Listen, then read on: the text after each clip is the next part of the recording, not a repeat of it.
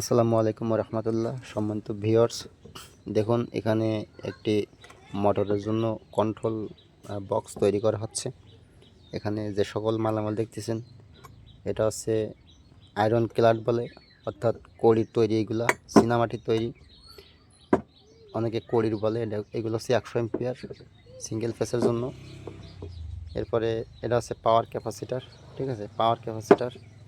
এরপর এখানে আছে L2 বক্স দুইটা। এখানে আছে হচ্ছে MCB দুইটা।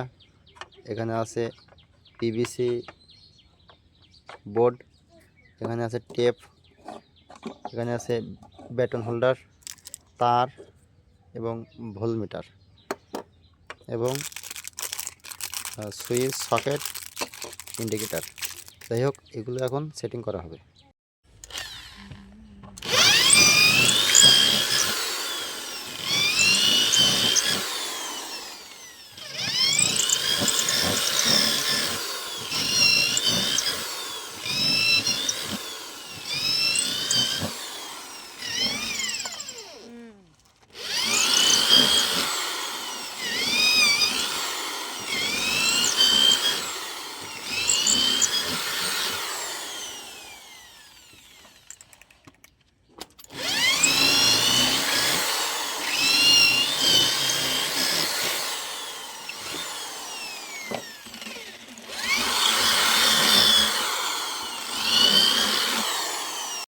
দেখুন আমাদের কাজটা সম্পূর্ণ হয়ে গেছে। এখন আমরা চেক করব। চেক করার জন্য আমাদের যে লাইনে যেখান থেকে টু প্লাগ দেওয়া হতো ঢোকাইছি সংযোগ, এই যে ইনপুট, এটাকে বলে হচ্ছে আয়রন ক্লাড অথবা ফিউজ, ঠিক আছে। চীনামাটির তৈরি, এগুলো অনেকে কড়ির ফিউজ বলে থাকে। এগুলো হচ্ছে 100 এম্পিয়ার। তো এটা আমরা এখন সংযোগ দিয়ে দিলাম।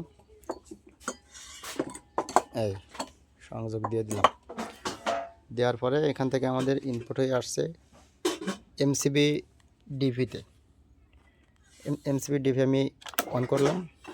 অন করার পরে আমি আসবো হচ্ছে এবার সাব ডিপি। এখানে আসলাম। এটা হচ্ছে মোটরের জন্য। এটা আমি অন করার সঙ্গে সঙ্গে আমাদের এই লাল বাতিটা জ্বলবে। যেমন এই যে আমি অন করলাম, এই অন করার সঙ্গে সঙ্গে ওই বাতি কিন্তু জ্বলছে। এই দেখুন, এই বন্ধ হয়ে গেছে, এই জ্বলতেছে। এখন এবার দেখবো যে আমাদের লাইনটা আসলে ঠিকঠাক আছে কিনা। তো এটা হচ্ছে বিদ্যুৎ পাস হইলে যে ইন্ডিকেটরটা জ্বলে সেটা। এর পাশে এটা হচ্ছে মোটরটা যখন রানিং হবে তখন এটা হচ্ছে ভোল্টমিটার। আর এখানে যে দুইটা দেখতেছেন এটা হচ্ছে এটা দিয়ে হচ্ছে ডল স্টার্টারের জায়গায়, যেটা আমরা ডল স্টার্টার তৈরি করি সেখানে ডল স্টার্টারের পরিবর্তে আমরা রিলে দিয়ে তৈরি করছি।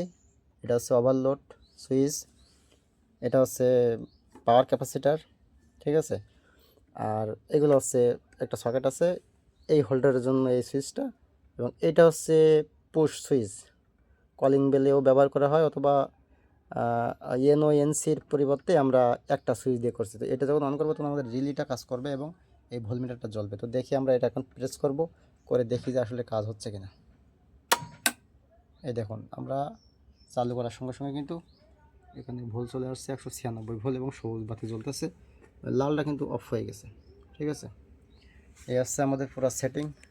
তো একটা মোটর কন্ট্রোলিংয়ের জন্য এমনই কন্ট্রোলার ভালো হয় এবং নিরাপদের সঙ্গে কাজ করা যায় এবং মোটর ভালো থাকে।